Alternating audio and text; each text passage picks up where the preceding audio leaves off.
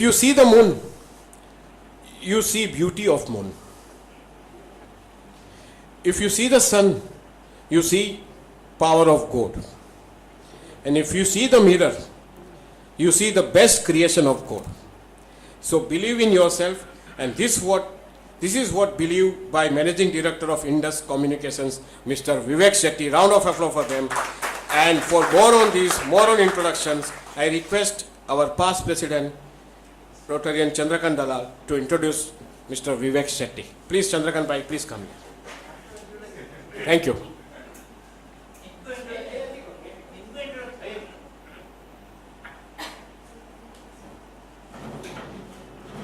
Good evening, friends. Good evening, friends. Our President Bhupendra ji, Datta Upadhyay ji, Iron Lady, and our chief guest Vivek Shetty. The moment he talk about the Swachhata Abhiyan, it really scares me, and I always remember that Swachhata Abhiyan day, because the moment Narendra Modi announced it Swachhata Abhiyan day, I will always remember that day, because when I went out, I wanted to buy something. I took out the purse and there was no money in the purse. I immediately thought about it. What is that? How it is so swachha? I called up home. So my wife said, today is the Swachhata Abhiyan. I have cleaned up your purse. So I am always thrilled with that Swachhata Abhiyan. Another very important thing, many times it is very easy to introduce speaker, but he is not the speaker. He is the really heartthrob and he is a dharkan. So every heartbeat speaks about him. He is my good friend. He has been always a first bencher and never a last bencher, and that is what I always appreciate him. And he wants to do something great always. He would never like to be doing something, baad mein dekhenge, that kind of thing. But he always wants to be first, want to do so many things. If it is midday, if it is DNA, if it is Times of India, if it is anything. And now he has taken over the real movement in hand, that is media promotion for Consumer Guidance Society. He is a media head, and I know he will do a great job for the consumer, and consumer will definitely generate more confidence in Consumer Guidance Society, because otherwise it was only known as a society. कुछ है, but क्या करते हैं, what kind of things are, he is popularizing that. I am really thankful to him, and particularly his policy, I like, which we always share. He says, don't climb the mountain so that you can see the world. Climb the mountain so that world can see you. This is what the philosophy is. And that is what we share, and that is why we are good friends. Thank you, friends. Vivek Shetty. Yeah. Chandrakant Dalal ji, Bhupendra Shah ji, Datta Upadhyay ji, my ex-teacher Shanta Telang ji from Mitibai College brings back very fond memories, and Mrs. Ulal, Sneha Ulal there. Sandhya Ulal, sorry. Yes, Mrs. Ulal. She's also been our ex-professor at Mitibai College, and I always am a very proud student of Mitibai College. And today it's been a pleasant surprise to meet two professors from our college. So I'm completely overwhelmed by the experience. But coming to the more serious subject of the day, a very good evening to all you Rotarians. First and foremost, I must compliment the Rotary Club of Mumbai North Island for the fantastic work that Rotary has always been doing. You see, it is organizations like Rotary which are the heart and soul of society. Otherwise, society is all about nuts and bolts. It is organizations like Rotary which teach you and mold you for your social responsibilities, which I think is very important for the overall development and growth of an individual. Just pursuing your own individual goals, your own individual ambitions, your own individual dreams, I think is a very limited approach to life. I've always believed life is not about accumulation, it's about a contribution.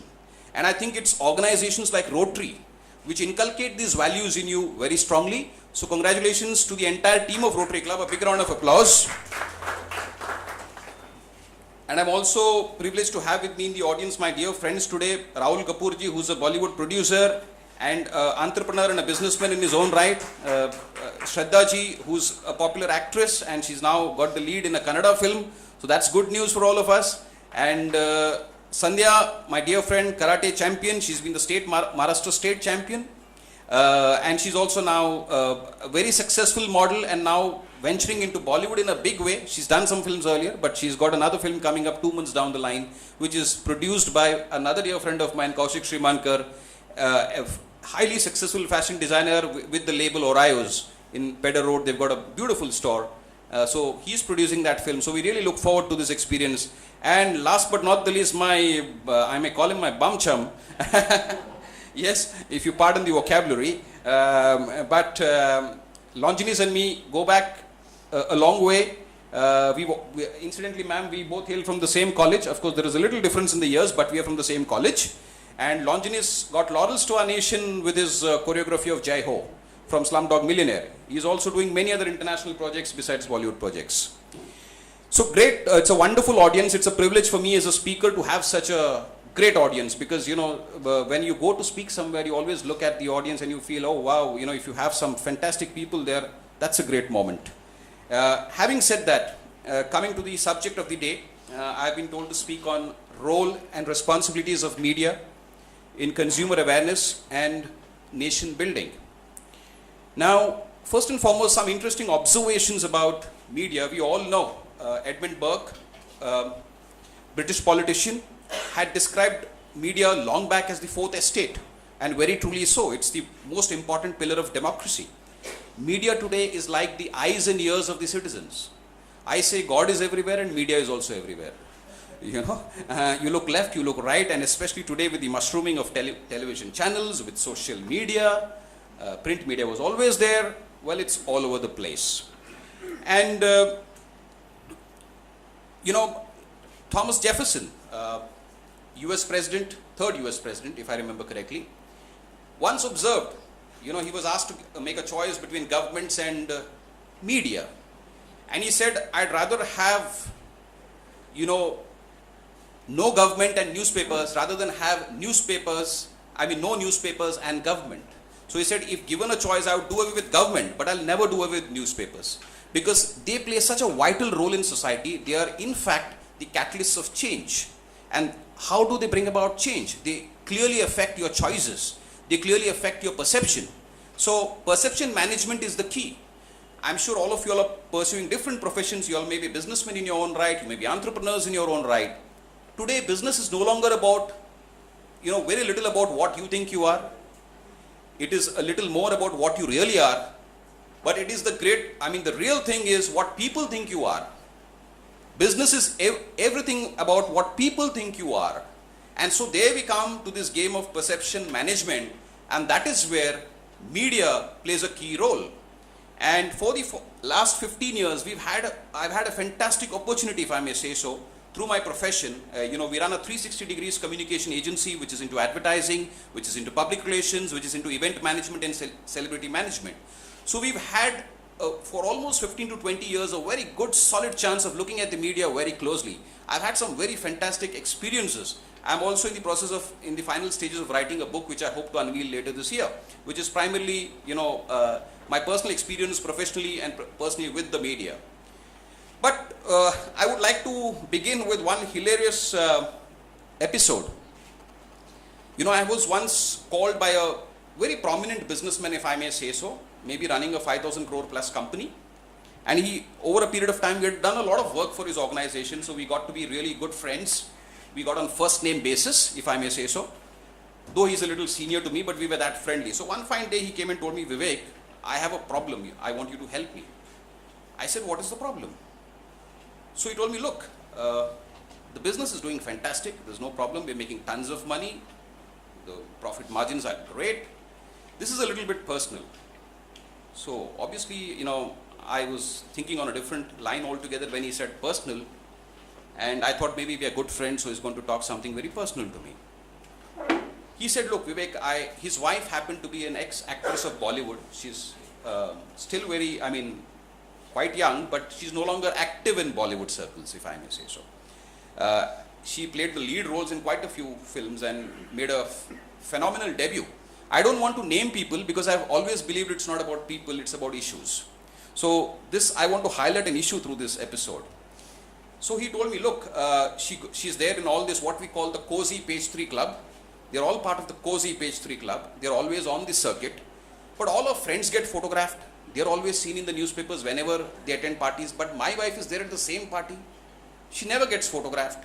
Her photograph never gets published. And this line which he said hit me really hard. He said, Vivek, I don't think I'm a man if I can't get her in the pictures. He said, I rather prefer to castrate myself. This was the exact word he used, which was a shocker to me. I said, here we go. Media is now a sign of manhood. So I said, what a time and place to be in. And I said, oh, makes good business sense to us. But then for a moment I said, let me take a pause, a deep breath and think what this man is trying to say. Eventually we managed to get his wife in all the papers. He was happy with us and hopefully he got his manhood back also. But the important thing about media is you need to have a body of work first. Media can complement your body of work, can be the icing on the cake. The trouble here is a lot of people are trying to make media the cake itself with virtually no body of work. So that becomes ridiculous and frivolous after a certain point in time. You look like a desperado, you look like a wannabe, you look like you just need to get out there, put some new clothes on and stand next to two maybe bimbos and just pose for the photograph and be out there and just get yourself there. It looks like pushing your mug all the time, all the place. So it really, but from a business point of view, it's good for us. But I'm not talking here as an entrepreneur, I'm talking here more from a socialist perspective. So that was an episode of, if I may say so, personal experience which happened, and I realized, and imagine this man is running a 5,000 crore enterprise, he's no ordinary man. But I was surprised the way they think about media. So, media, before I get into the roles and responsibilities, which is a highly controversial and much debated subject. You will find it all the time on prime time. You hear about bans on media, you hear about media being gagged, you hear about various issues that are raised by media. And the subject of media is always in the air. But a few fundamentals about this subject, I would like to throw light on, which I think are very pertinent and very important at this point in time. First and foremost, the change that media has witnessed in the last 10 years has probably outdone the change in the previous 50 years. So a lot has changed. So sometimes, like we learn in colleges, we learn in schools, the first management mantra is you have to learn to unlearn the past because you have to adapt to the change. So an example is, probably Kabir said, Kal karo so aaj karo so ab. But when Kabir said this, he was absolutely right. There were only 5 things to do. So might as well, जो कल करना है आज कीजिए, जो आज करना है अब कीजिए. अभी मेरे पास दिन में 200 की लिस्ट कम से कम होती है और वो 200 की लिस्ट मैं 24 घंटे में तो बिल्कुल पूरा नहीं कर पाऊंगा. So I have to prioritize and say I want to do these 25 or 30 things first.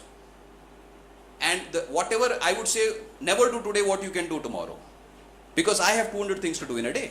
So I might as well do only those things which are urgent and important and need to be done now. But that is management. I was using it as an example to highlight that even media has changed. Now, how has media changed? Good old days, print media was the predominant factor. Every day morning with your cup of tea, a lot of people still do it. You had to have the newspaper. It was almost like, a habit. And you've lived with that habit all your lives. In striking contrast for us who are from the industry, I have, in a sense, stopped reading morning newspapers. And I have a solid reason why I've chosen to do that. I'll tell you why. There is online media. Every paper has got an online edition. Most of the news, which is printed the next day morning, is already in the television channels the previous day. Point number 1. Point number 2, most of the news that is there in the morning newspapers the next day morning, I read it previous day on the online sites of those newspapers itself. Because any news which is put up goes online quicker in 2 to 3 hours, and eventually by the time the paper is printed, it's the next day morning. So we are one step ahead to grasp the information, process the information, analyze the information, and act on the information. So by the time the rest of the people have read it and have started reacting, we have already taken action. So as entrepreneurs, as businessmen, we need to be one step ahead. So my reading habits have changed because media has changed. I keep telling my team down the line that more action is going to happen here in the future. You need to capture this space. It's not about print media.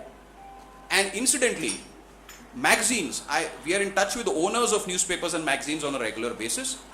Especially magazines, newspapers are still surviving. Magazines are facing a very tough time even making ends meet, because they are coming maybe once in a week, at the earliest once in a fortnight, and once in a month sometimes, or once bi-monthly. So by that time, news is history. So, it's a real catch-22. How do you redefine yourself? How do you reinvent yourself and make yourself relevant in these rapidly changing times? So, the first that was the first point about the changes in media that I wanted to bring to the knowledge of the audience here. Another important thing is, suppose if there is a controversy. Let's say Salman Khan, somebody has again written about him having an affair with another woman or an actress. Or a politician has got a burning problem, somebody has quoted him wrongly. A prominent minister has been quoted wrongly. In good old days, the minister would then have to call up all the editors of those papers, clarify his version, make them understand that he's been misquoted, and then hopefully they've understood him well, and then they reprint the corrected version. Today, that's no longer required. If I've got, for example, Shashi Tharoor has got 2 million followers on Twitter. He can just tweet and 2 million people have got the news. He need not run after any editor. He need not run after any newspaper. He need not wait for their gratitude. 2 lakh, it's like running a newspaper with zero investment. You can keep tweeting, you can keep getting your messages across. You're running your own newspaper with zero investment. So the contours of the medium, the dynamics of the medium have changed, and those good old ways of functioning are no longer relevant. I'm explaining this change because what I'm going to talk about, the role and responsibility of media, is very, very deeply connected to this change, because role and responsibility arises out of this change. The other important thing is, we all have heard of freedom of expression, which is guaranteed to us by the Indian Constitution. Article 19(1)(a) of the Indian Constitution guarantees you the freedom of expression. It is this very article that also guarantees the media the freedom of expression. Article 19(1)(a) is where the media says, okay, we can take our views, we can express our views in whatever manner we deem fit, and that is what is their fundamental right about. But there are a few clauses, a few circumstances where if it is a threat to the nation, your views are a threat to the nation, if your views are affecting the relations of your country with another country, those views can be curbed by the government. There are 5-6 such situations, even if you are causing public disorder.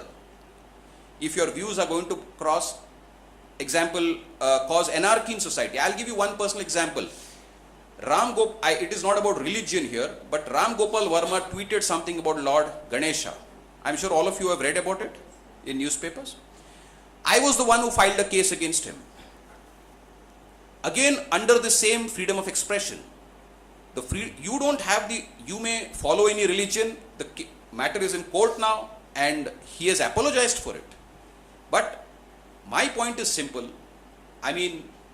You may follow a particular religion, you may not follow a particular religion, you may be an atheist, you may not believe in any God, that's fine. We respect your views. But you have no right to insult the views of crores of other people who are following a particular deity or following a particular religion. You have no right to offend their sentiments and their views, and your freedom of expression, the right for freedom of expression stops when your hand hits my nose. You can't go that far. So hopefully the matter is in court. We've even got investigating orders into it, and it's sub judice. I don't want to talk much about it, but I think it will reach its due course. It will reach its due logical conclusion, and I'm hoping. But this is one more thing and secondly, sometimes in our society, sentiments especially when it comes to religion, when it comes to politics, people are very sensitive. So it could create a situation where there could be anarchy in society. So in such scenarios, the government probably has the power to curb the freedom of expression of the media. So there are these 5-6 situations which basically address restrictions, if I may say so, where media's freedom of expression can be curbed. Most importantly, good old days during emergency, we all know Indira Gandhi put a ban on media using this same very clauses which she was empowered with by the constitution.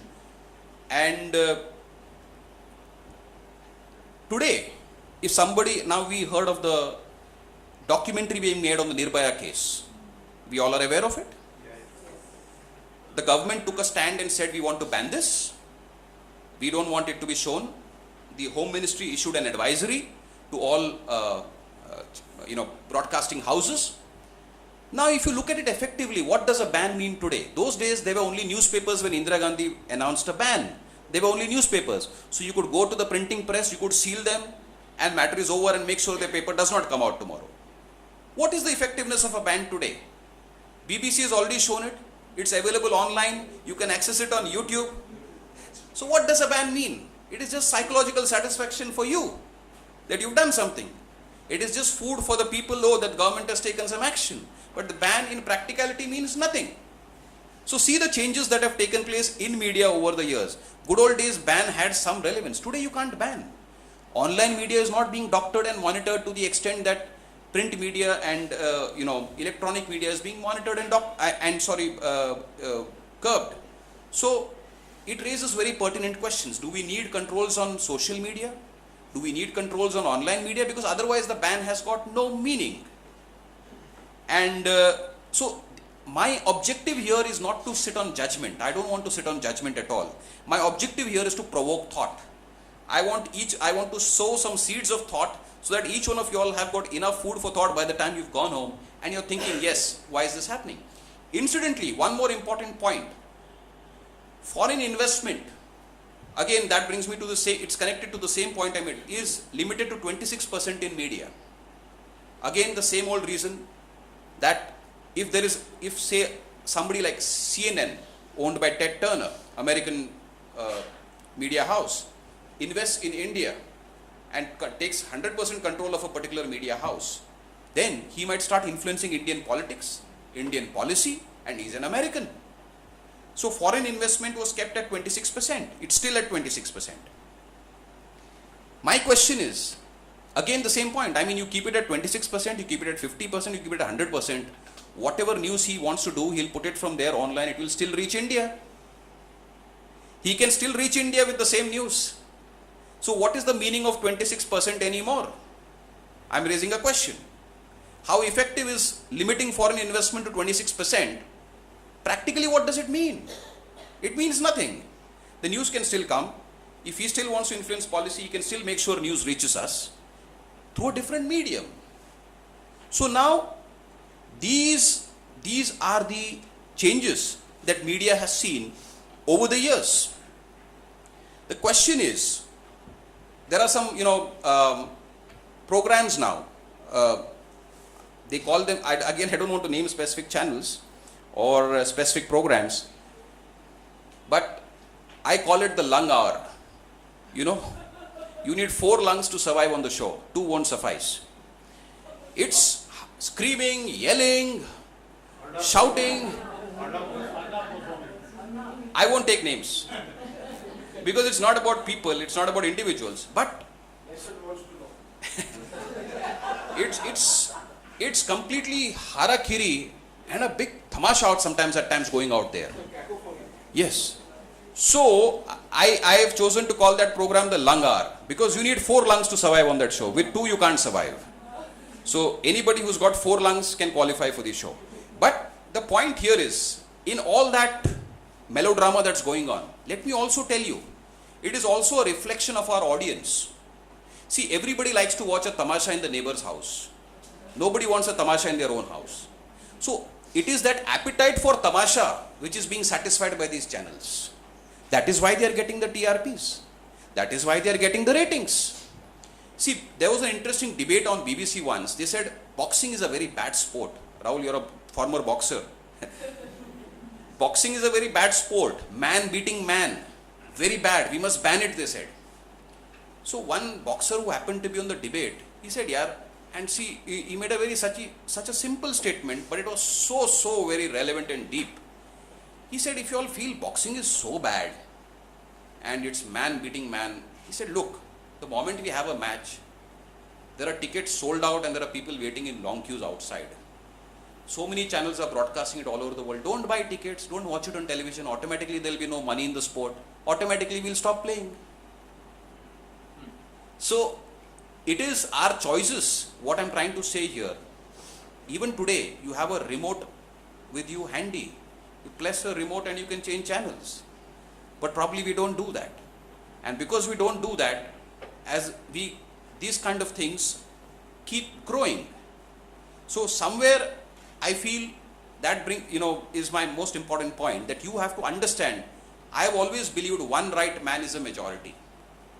You have the power to make the change, but you need the courage of your convictions. You need to say, this is something which I'm not going to encourage. This is something which I'm not going to participate in, and let me just switch the channel. You switch the channel, there are no more TRPs for them. There are no more TRPs for them. In 3 months, the show will be off air. The next anchor will come, the next show will happen. They'll realize their mistake.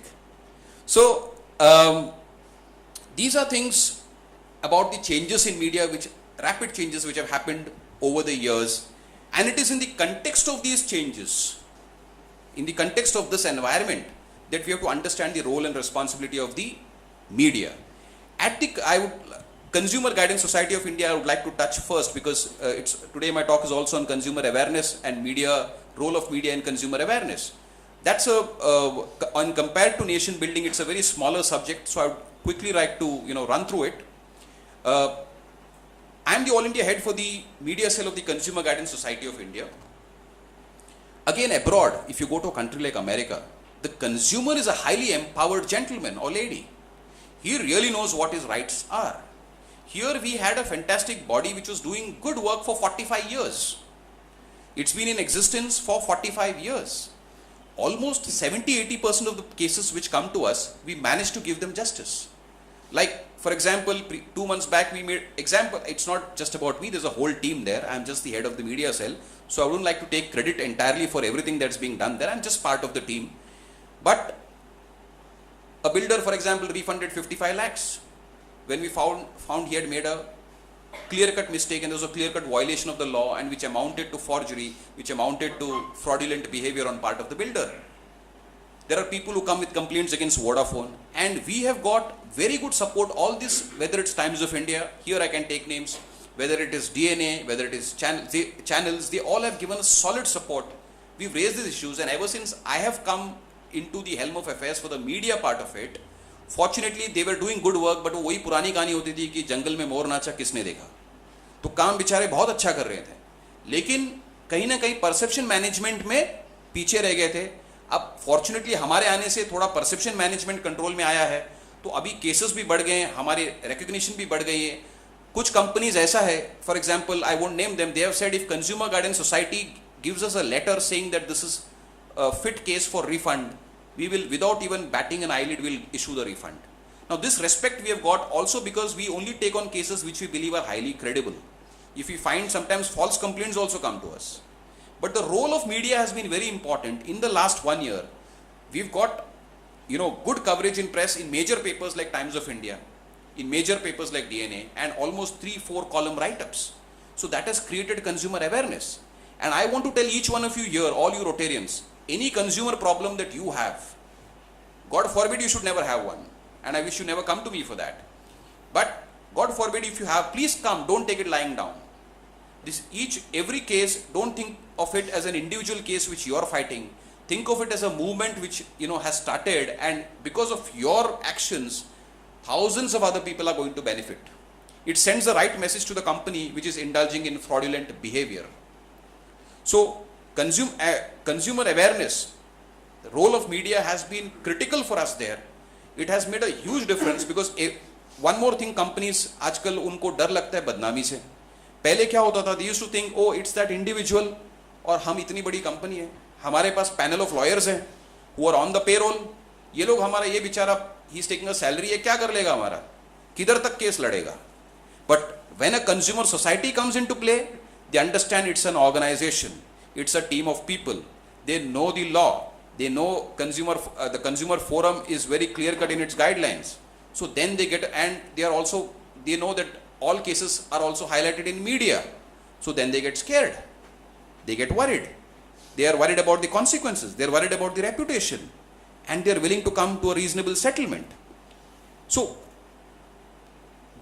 media has played a major role there, in creating consumer awareness, in highlighting certain cases, which has made a huge difference. And as I said, to each Rotarian, Chandrakant ji, चाहे वो किसी भी club का हो, आपका north island तो always welcome, but any, please, because I think a time should come when people should be able to then do it on their own, without even us. They should not take things lying down, and they should fight their, battles. Yes, and it will be one more feather in the cap for Rotary. You're doing such fantastic work, at a vocational services, cleaning, whatever for society. This will be another feather in your cap, where we are promising you active support. We also have a lot of consumer camps, and with that we also have, fortunately, the support of the media. So it makes a good combination. So media here, especially in creating consumer awareness, has played a major role. And I, as the head of the media cell of the Consumer Guidance Society of India, I would like to acknowledge their contribution and their role in making this movement a success. But now, one small example there, which again individually, there was a ridiculous case where the photographs of Mahatma Gandhi ji were being used on beer cans.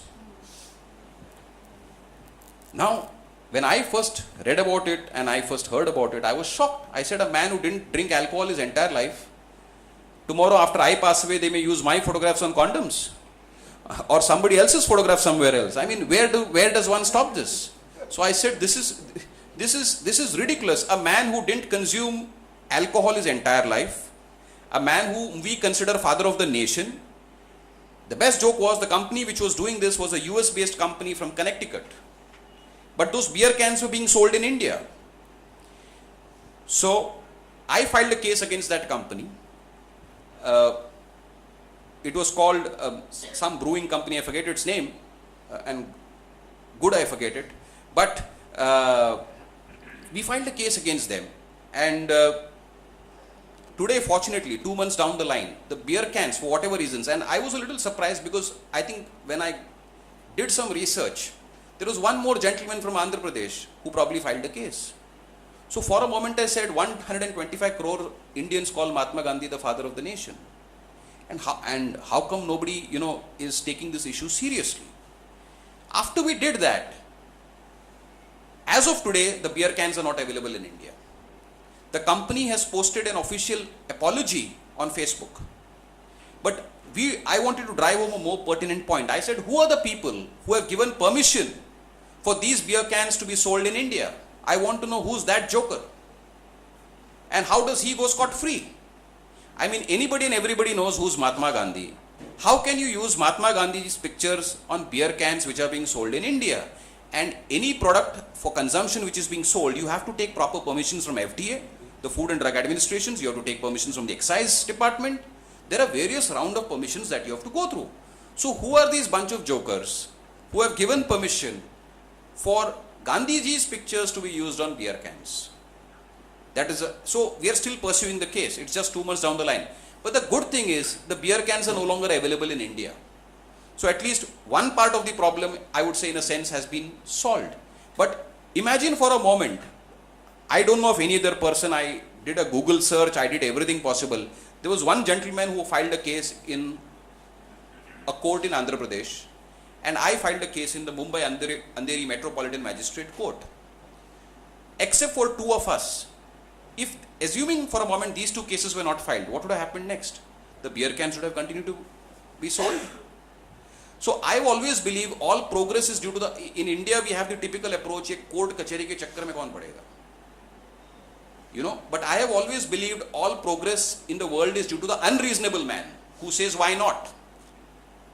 There is no progress because of the reasonable man. People are always very reasonable, people are always very चलता है, जाने दो, छोड़ दो. But हमको ये सोचना चाहिए कि ये एक केस या एक कंपनी के बारे में नहीं है. आज गांधी जी को यूज किया, कल सरदार वल्लभ भाई पटेल को यूज कर सकते हैं, कल सुभाष चंद्र बोस को यूज कर सकते हैं. तो इसका तो कोई अंत ही नहीं है. एंड जब मर्जी, so what happens, Indian political leaders and people who have fought the freedom struggle become a joke. And you know the highlight of what was written on that beer can? The highlight was, there was a positioning statement on the beer can which said, if you want to discover truth in your life like Gandhiji, have this beer. So that's an absolute mockery. I mean, imagine the cheek of that American based in Connecticut, and Barack Obama, when he comes to India, says, I'm inspired by Gandhiji. You know, Gandhiji is one of the, imagine if we put Martin Luther King on, you know, some pan gudka masala here, how would they react? You know, he's an American icon, but if I were to use Martin Luther King on pan gudkas here, so, and now I've heard, though of course this news is not confirmed, but since His Excellency President Barack Obama is a great admirer of Gandhi himself, he says he's been highly inspired by Gandhiji's teachings and philosophies and thought processes in life. I've been given to understand that beer has even been banned in America. So it's no longer being sold in America, but their clear game plan was to target the Indian market by using Gandhiji's photograph as a prop and attract Indians to consume Gandhi beer. You know, and the beer was also called Gandhi Boat beer. If you just Google this, you'll get all the information on any site that you open, you'll get all the information. It was called Gandhi Boat, B-O-T beer. So ridiculous, case. Never heard or seen something like this before. It was the first of its kind, but we said let's put our foot down and do something about this. So that was about consumer, awareness, because beer finally is also a product which consumers consume, and we thought this would give a very wrong message among consumers, and I took it up at an individual capacity. Hopefully it's made some difference. But as I said, now when we come to the more serious issue of nation building, I want to draw your attention to some very, very serious subjects about the role of media and the responsibilities of media. We had the unfortunate 26/11 attack on Mumbai. Everybody knows it. Terrorists were inside the premises of the Taj Hotel. Channels had all gathered there. You know, the camera by its very nature is a little wicked. It likes to capture sensationalism. So if there's something sensational, the camera loves to capture it. So all the entire crew of Indian television channels were all there. They are showing like a live, you'd probably show a live cricket match. They're showing a live action scene. What is the Indian security force doing now? Commandos are landing from top from helicopters. Somebody is taking positions here. And you know what was happening at the other end? The handlers of these terrorists, who were handling them sitting in some country abroad, which you all know, I don't want to name that country, they were watching Indian television live and giving messages on phone to these terrorists. Now these people are coming from the helicopters on top. Somebody is entering from the left. You take position on the right. Somebody is entering from here. So what is this? So do we call this role of, this kind of role of media? My question to the audience is, does it support national security, or does it, defeat the purpose of national security? Just because you want sensationalism on your screen, you want your TRPs to go up, you want to see bloodied faces out there, bloodied noses out there, bullets, heads being shot. But what is happening to the nation? Those handlers were getting precise information, and now it is a matter of documentary record that information was being given to those terrorists, and they were using that information to fight the Indian security forces better, because they were getting minute to minute reporting कि अभी ये हो रहा है, अभी ये हो रहा है, अभी यहाँ से पोजीशन लिया, अभी वहाँ से लिया है, अभी कुछ और फोर्सेस ला रहे हैं. तो पूरा अभी रिकॉर्डिंग जो उनकी फोन कॉन्वर्सेशंस की है, that is available with the intelligence agencies as a matter of record. So here I have a serious problem on the role of media. Here I believe whoever are the owners of these channels, whoever are the chief editors, they need to take a serious call on where they need to draw the line, between showing sensationalism which may be a threat to the very existence of the state. There was the famous O.J. Simpson case in America. I don't know how many of you all know of it. The O.J. Simpson case, which was, all over the world, it was a sensational case. Now there also what was happening was, media was reporting the statements of everybody involved in the case on a day-to-day basis. On the basis of the statement, the panel of judges were getting affected in giving their judgment. And the highlight was, towards the end of it, there was one panel of judges who were of a particular color who voted in a one manner, and another panel of judges who were of another color, if I may say so, gave another decision. And the panel of judges was divided vertically. So in cases like this, what is the role of the media? I mean, it is, in our very own India, northeastern students were being attacked. I wrote an article in Midday on that particular episode titled The Fear Factor. That article got published. It was a very detailed article. Only 2 or 3 students were probably beaten up somewhere in Delhi or wherever. Now, the media created a frenzy. It said all northeastern students are being beaten up, they are being hit. What happened? Mass exodus of students back to their home states for no reason. On the ground, there was nothing like that happening. There was nothing happening at all. If you count the numbers, 2, 3, 4 people. So that could be an individual fight or one particular isolated incident. You can't make that into a complete frenzy and drive the people out from the various parts back to their home states. So here I have serious questions on the role and responsibility of media. Here I wish there were certain, and what kind of regulation can you get? I think the best form of regulation is twofold. One is self-regulation. The editors and the owners need to think. But even with owners, I'll tell you one more important thing. Abroad, in all jurisdictions in Europe, if you cannot have cross-holding, now what do I mean by cross-holding? If you are owning a television channel, you can't buy stake in a newspaper. If you are owning a newspaper, you can't have stake in a television channel. If you are having a television channel, you can't have a stake in the cable network or the distribution network. So no cross-holding is permitted in jurisdictions all over Europe. In fact, in major jurisdictions across the world. Why do they do this? They do this because then conflict of interest arises. Here we have business houses who have invested deeply into media houses. So they are controlling the media in a certain sense. If they are controlling the media, the government can be pressurized to listen to them. If the government is pressurized to listen to them, policies can be bent in their favor. The system, so you have some companies which get permissions for all the licenses all the time. And there are some people who apply for 20 years and they don't get a single license. There's the story. Now which business house is owning which television channel or newspaper, most of us know. I don't want to get into that. But there are clear-cut examples to this effect. I'm not making, a fairy tale concoction of my own choice.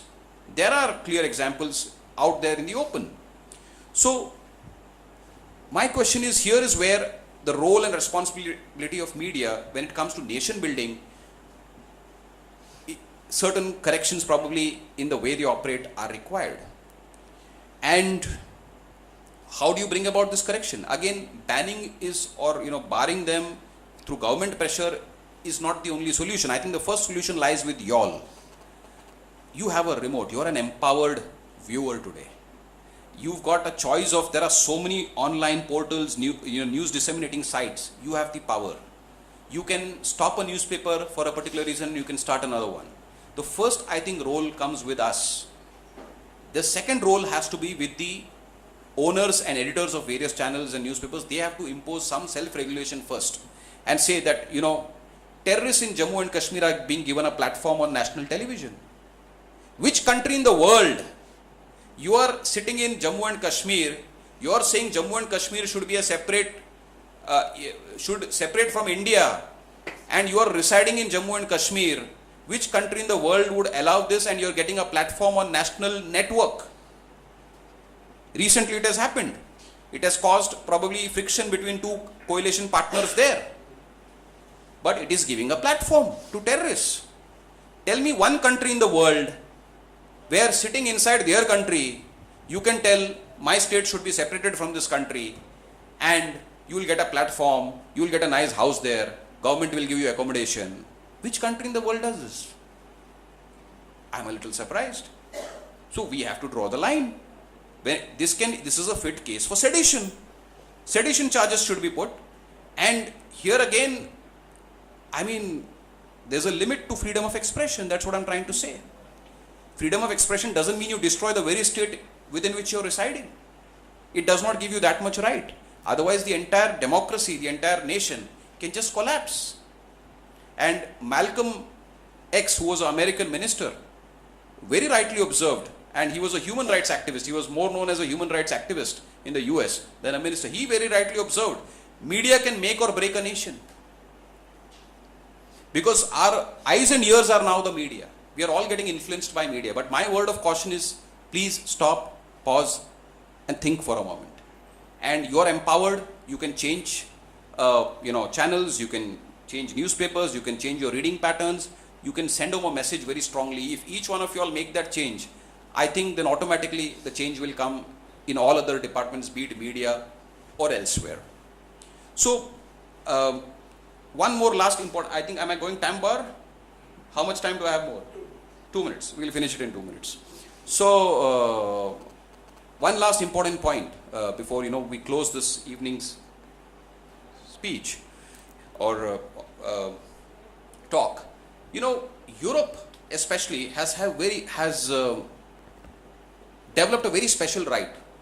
Let us say a person is a rape accused. Example. Eventually 6 years down the line, it is found that he is innocent. Now if you make a Google search, you will find his name all over. Rape accused, rape accused, rape accused. There are certain, for example in Bollywood, there are some actors, who have been reported to have done certain things which they never did. There are ministers who say we have been misquoted, and they say we never said this. But then that becomes part of online record. So anytime 5 years down the line you Google and search, you will find all those things about them. Whereas they have been declared innocent in those cases. But you find that he is accused of robbery, he is accused of crime, he is accused of corruption. The jurisdiction of Europe has developed a very special power. It has said, given the individual the right to be forgotten. You have the right to be forgotten. Now what does this mean? This means if you have been wrongly, implicated and your name has been quoted in certain false cases and then eventually you are proven innocent, the court will direct the online media to erase all that data. Europe has given this right to their people, the right to be forgotten. I wish we have such a right in India also. So this is a very important right, because so much of everybody sitting in judgment in shows like Langar, for example, they are always passing judgments every day, and people like this. Why do they like this? Because in India justice is very delayed. It is denied most of the time. So you love the thought, अरे instant justice हो रहा है, इसको guilty declare कर दिया, इसको innocent declare कर दिया, इसका बैंड बजा दिया, खुश हो जाते हैं लोग देख के, क्योंकि उनको justice 20-20 साल इस देश में नहीं मिलता है, लेकिन वहाँ 1 घंटे में पूरा फैसला सुना देते हैं 1 hour के प्रोग्राम में, तो लोग ये देख के खुश हो जाते हैं. So my last point is, I would like to conclude on this, that each one of you is empowered. One right man is a majority. Please make very intelligent choices. Rotarians, I'm sure, are very intelligent with the kind of social work that you all are doing. And it's been a matter of great honor and pride to me to be addressing each one of you here. And I've had the privilege of meeting some very special people whom I didn't expect to meet. And I would like to sign off by saying, one thought, one idea, one goal can change the world. It could be a thought this evening with one of you all. It could be an idea with one of you all. It could be one goal, one decision that you make this evening. It can change the world. And in case you need our help in anything, whether it comes to media, whether it comes to consumer awareness, I am available 24/7. Chandrakanji is my walking, talking visiting card. Yeah, so you can just dial him, and I'll also distribute my visiting cards to anybody and everybody who would like to, avail of anything that we can do for them. It's a matter of great pleasure and honor for us to be, doing something. And thank you very much for listening to me very patiently this evening. I hope I've not been boring. I hope I've given you all some food for thought and some insights which will provoke you this evening over dinner dinner is already done, maybe over dessert. Yeah, thank you.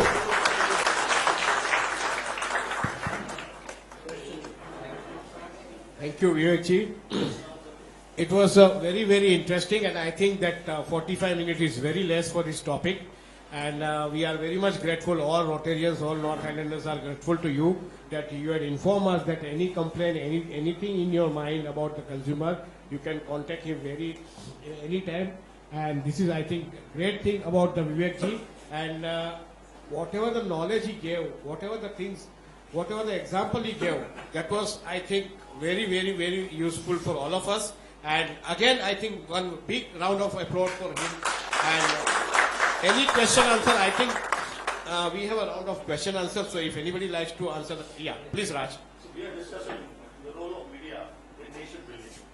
I will tell you about 4 instances in the last 24 hours. It has had a very, very negative effect on me and on a lot of other Indian citizens, because I am an Indian citizen and a very, very patriotic type of thinking person. First thing, in the morning today, one man in Bangalore hit his daughter because she was having an affair with somebody and he did not approve. So she was scratched and cracked and cracked. The TV showed it, and for the rest of the day, all the channels were shown. Hardly we have overcome the incident of the Nagaland rape accused being beaten up in public. This has come quickly and successfully. Just before that is the Nirbhaya film. And along with that, the German professor who accuses Indians of being racist and not allow for Indians to be admitted into a college. So the media can play a role of responsibility, because when I read this, I personally feel very depressed at what's happening. Is our country really so bad? It can't be. And a lot of my thinking is influenced by the media. Please comment. See, I have always believed in one thing. You can be pessimistic in diagnosis, but you have to be eternally optimistic in treatment. So, while I fully, support your observations, incidentally, for the German professor case, which you last mentioned, I made a tweet on that. I said, should we ban German students because of Hitler? If you are banning Indian students because of rape cases, should we ban German students because of Hitler and what he did to the world? How would you feel? So, those are individual cases. In fact, I think the consulate took action against that professor and reprimanded her for that, very frivolous statement and remark. But the damage is done. Yes. See, sir, what happens in this world, overnight no change happens. Changes will happen in small packets. But we have to make that change happen. And I think if you are positive, if you do your bit, wherever you can always change that channel. If you don't want watching a father thrashing his daughter, you can change the channel. If everybody here... All of the channels are showing the same.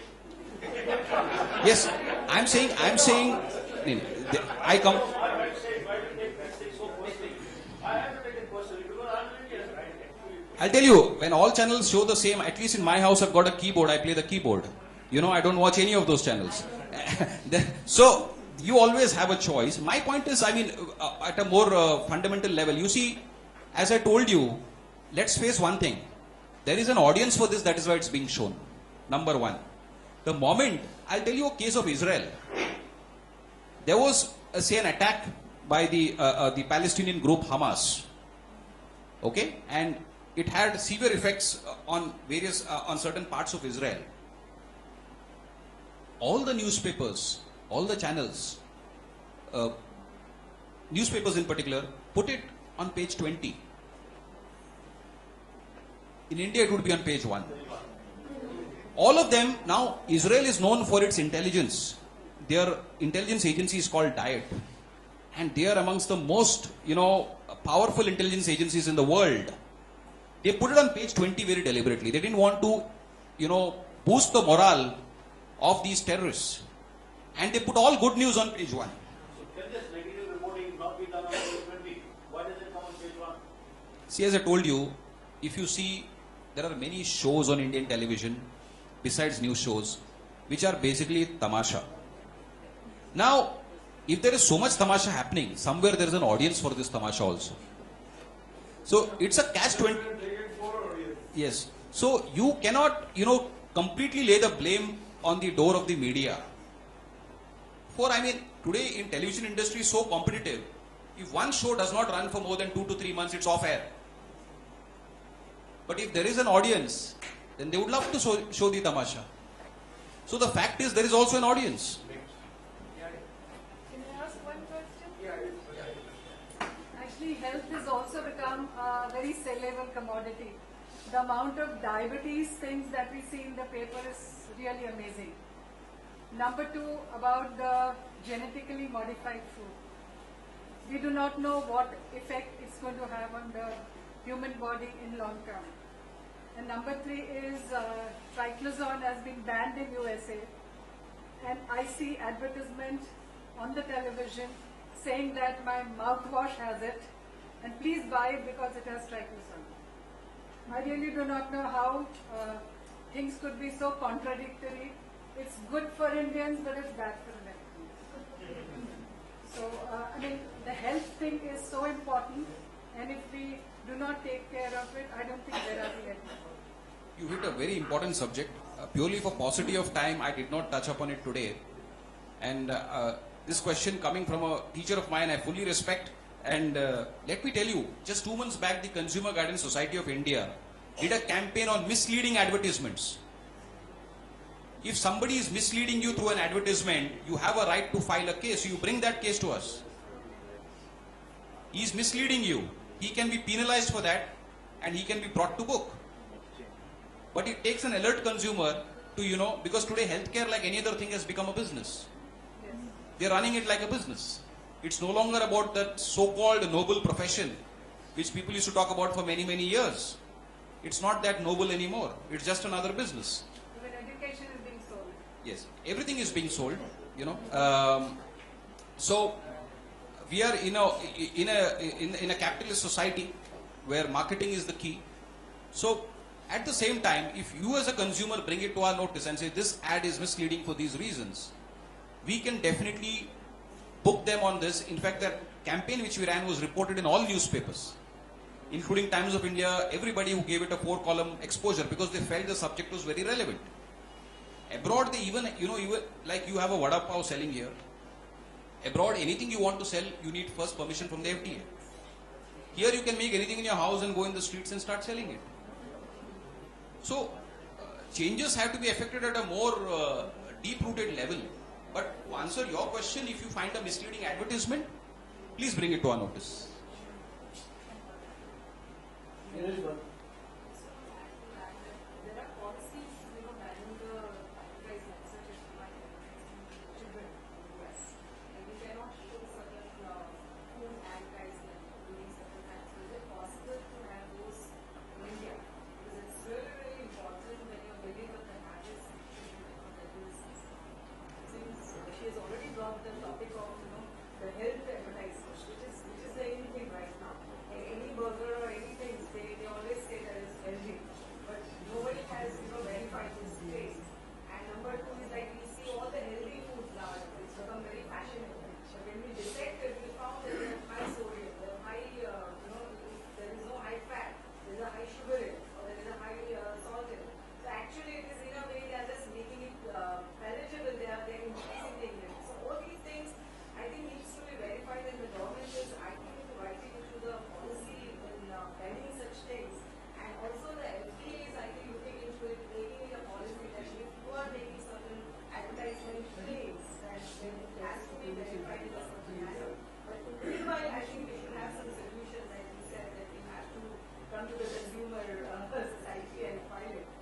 But then, do you also know that any such policies are happening or is existing in India? Because I don't think so that See, for misleading advertisements, I told you there is a policy, for sure, but people are probably not as aware of it, which is why I'm telling that in case you find misleading advertisements, please bring it to our notice. The second point is, about preventing children from getting, access to this kind of information. There is a challenge there a little bit for different reasons. Like, for example, even for a moment, if the ad is off the newspaper, it can be on social media, number one. Number two, social media, the big problem is there is no age bar there. All sorts of stuff are being accessed by children through, social media, through various online sites, which is not really good for their mental framework. or either for their physical consumption. So we have a larger problem there because, for example, once between us friends we were mooting that should we move a petition, for example, a PIL, on preventing access to pornography online for below 18. See, today a child below 18 can also access pornography. He can browse anywhere and reach anywhere. You know, and again, like I mentioned earlier to our friend here, you know, the way you browse is shaping the world around you. The moment you browse, Google has recorded that you searched for this. So in their number of searches for a particular subject, the rating goes high. So then you'll, as a consequence of there, more of that will be put up. So the way you browse is also shaping the world around you. You know, so we have to be careful even when we browse, because if you are searching for the wrong things, eventually you will find more wrong things up there online, like the television shows. So at least let's make a start. You know, you can bring it to our notice. We'll be glad to take it up. We have put it as a department, we put it and the government of India as a policy, because we are curbing the diabetes and the non-communicable disease and so many other diseases. The policy is in frame, but I don't know whether there are any existing right now. See, We can take care of it. there is a policy against misleading advertisements. That is what I'm telling you. Yeah. So which is why we are accepting complaints. If there was no policy, then there's nothing we could have done. There is a policy, but please bring it to our notice. We'll be glad to take it up. Last question, Vinny. So I have a question on religious fundamentalism, which media highlights it to a large extent. You mentioned an example of Ram Gopal Verma. Similarly, when MF Hussain shows Indian gods and goddesses in a bad shape, the media highlights it to the maximum. And when it comes to Qasim and Asreen, or for that matter Salman Rushdie, when the fatwa was issued, it was not raised to such an extent. It was criticized badly in the media. And Hindu fundamentalism and this and that. So why this biased opinion towards one religious community and unbiased to another? This media should take it up in a big way. And another thing which you mentioned about the lung hour, at times Arnab takes VIP racism to very well and helps in kind of reducing racism. See, the issues are very, very relevant. I'll come to your second question first. There's no doubt about that. I'm talking about the decorum in which it is conducted. The issues are very relevant, and as I told you, I'm not blaming you at all. See, it's like this. In this room, if one person starts shouting, the next one will start shouting. After he starts shouting, the third one will start shouting, because then everybody has to be heard. But that's the way So- politicians understand people. But I'll tell you one sharp contrast. There are two. If you see BBC, I'll tell you one thing. Please watch BBC, and for that matter, in an Indian channel, I would like to give credit. I won't name them because there's one channel in India also. I had a personal experience. We were on a panel discussion. There were 4 of us. There was one gentleman who raised his voice. The director of the show told her, please stop the camera. And he told him, sir, decibel levels have to be maintained. You can, and in any case, hard words break no bones. You can be polite and still you can be firm. So, by just shouting, that really doesn't, when you are angry, the oxygen supply to the brain is reduced. So, chances of a catastrophe are far higher. So, it is better for our own good health, that we maintain control anger. But, and the bias which you said against a particular religion, there are 2 ways of looking at it. You see, and again under the freedom of expression, something I may choose to highlight more, something I may choose to highlight less. That is permissible under the freedom of expression guaranteed by the Indian Constitution in Article 19(1)(a). But where is the question? Question is for laymen like you and me, if we are looking at such an issue. Like I had a clear, if I am putting a case against Ram Gopal Verma, I am saying he's violated the law. I am least bothered about who highlights the issue to a little larger extent or who does not highlight the issue. Fortunately, we got good media support. But my question, I am not driven by what is the support of the media. I am saying if he has violated a law, in my opinion, he has. Now, it's for the honorable courts to decide. But if I say he has violated a law, I will push it to its logical conclusion. Okay, but when MF Hussain violates the law, I don't know whether you know what happened to MF Hussain. He had to run away from India. he had to run away because of the Hindu fundamentalism. Hey, for your knowledge, But the government did not ask him to go. there were more than 800 cases on MF Hussain in different parts of the country. Every day you would have to go to some police station and take bail. So he said it is not physically possible at this age. So he decided to move away from India only, because otherwise at least 800 cases were filed on MF Hussain. So it's not that he went scot-free. And I think that got, huge media attention. It's not that, even for that matter, Salman Rushdie or Taslima Nasreen. Everybody has got media attention. So I don't think there is such a strong bias there. But the bottom line for judging, I think, should be the violation of the law. Baki to freedom of, like certain issues I may choose to talk about today, certain issues I may not talk. That's all a matter of opinion. What how your mindset is. And if you go into that correction, that's an endless process. But we should simply see, as a citizen, has he violated the law of the land?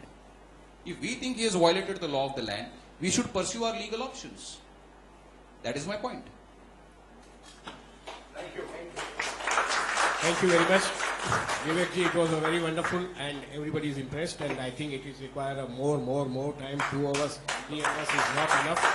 So thank you very much. Thank you very much.